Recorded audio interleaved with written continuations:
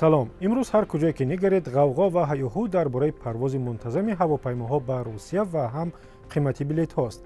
اما بحثی زیادتر از همه در وبسایت رادیو آزادی و صفحه‌های آن در فیسبوک، اینستاگرام و یوتیوب درباره آن بود که چرا بامداد 3 اپریل نخستین پرواز منتظم از دوشنبه به مسکو صورت نگرفت. اینجا هم قوادم‌های ایستادگی‌اند. اینها وجه پیشش ممکن یک سال یک نیم سال شده باشد در اینجا.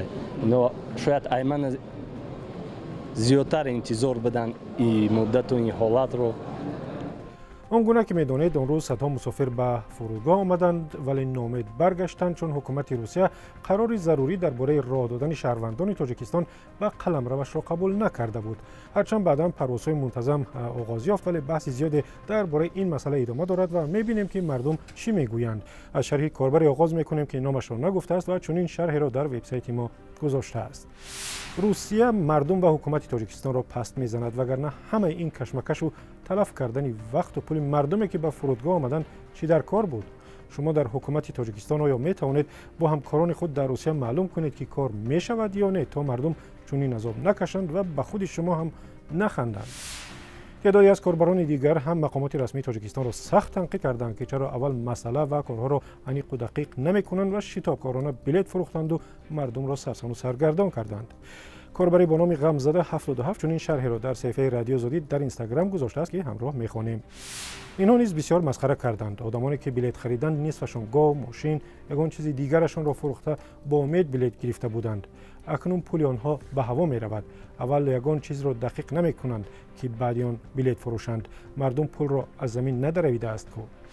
کاربر دیگری که گزارش رادیو آزادی را در این باره در کانال ما در یوتیوب تماشا کرده است می نویسد که سرسان و سرگردان شدن مسافران هواپیما را دیده غمگین شده است. او چنین می گوید: به خدا قسم این احوال را می بینم، نیتی رفتن به وطن را عموما ندارم.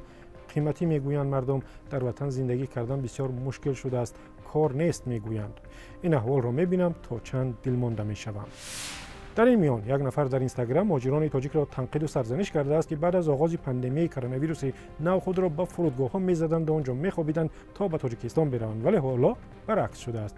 شرح این کاربر که خود را پورمیل معرفی کرده است چنین است: یک سال پیش در روسیه همین گونه در فرودگاه ها خواب بودید، زوره میکردید شما را به تاجیکستان برند. حالا از آن طرف زوره دارید که به روسیه بیایید. میبخشید ولی برای من خنده آور است.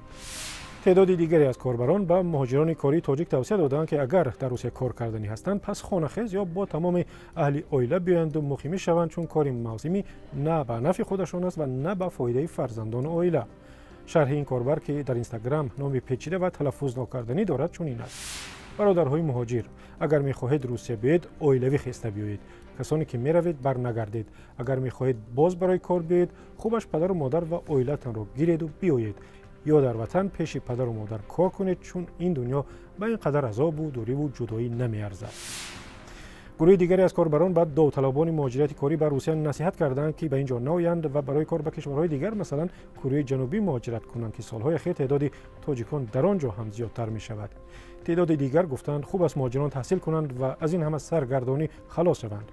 یک شرحی کاربری را با نام رابرت کیوساک می‌خوانیم که در کانال رادیو آزادی در یوتیوب گذاشته است: ای تاجیکان، چرا زبان نمی‌آموزیم، نمی‌خوانیم؟ زبان‌های خارجی را باید آموزیم. انگلیسی و آلمانی. وقتی ما 20% زبان دیگری خارجی را آموزیم به روسیه محتاج نمی‌شویم. شما شاهد هستید 80% روس‌ها نمی‌خواهند ما تاجیکان در وطنشان کار کنیم.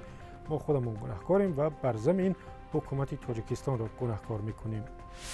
خوب می شود اگر شما هم نظر و اندیشه خود را بنویسید و یا ثبت کنید و به این رقم که می‌بینید بفرستید. واتساپ، وایبر و تلگرام و ایمو دارد. در وبسایت رادیو آزادی هم این کار را کرده می‌توانید.